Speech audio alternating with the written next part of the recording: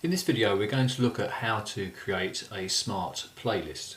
Smart playlists are a very powerful way of customizing iTunes.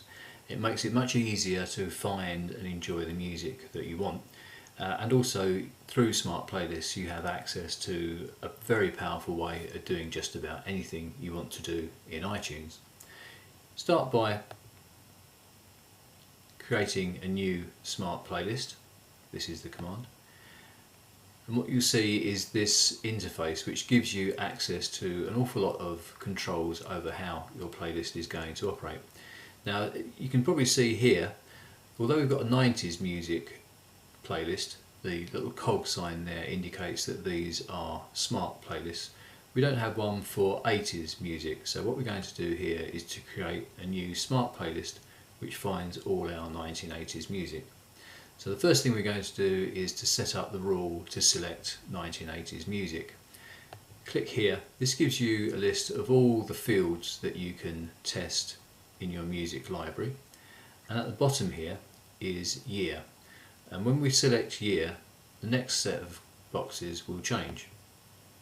So we can have year is, and we can find music for a particular year, or we can go for music is in the range. And to get 1980s music, obviously the range would be 1980 to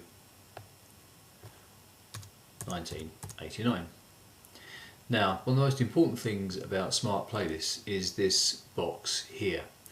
Now you can probably think of other ways of creating a playlist to collect all your 1980s music, but if you have this box ticked, it means every time you rip another CD or buy one or more tracks from iTunes Music Store, if that music was published between 1980 and 1989, then that track or that album will be added to this smart playlist. And if we click OK, there we have the playlist. It comes up immediately as untitled, and I'll give it its name, 80s music. And there you see on the right hand side all the music that we've found that's published in the 1980s.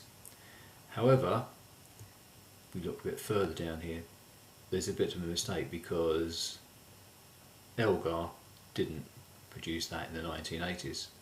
So what I'd like to do is to correct this, to remove what often happens is the problem of getting classical music inserted into the wrong playlist. So if I go back here to edit smart playlist, here you see again the command that we use to create the playlist, and on the right hand side is a plus command, and you can add a second, third, fourth or however many you want rules to refine this playlist. So I'm going to add the rule that genre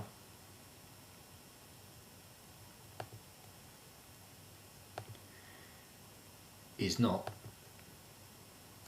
If I add classical, this will remove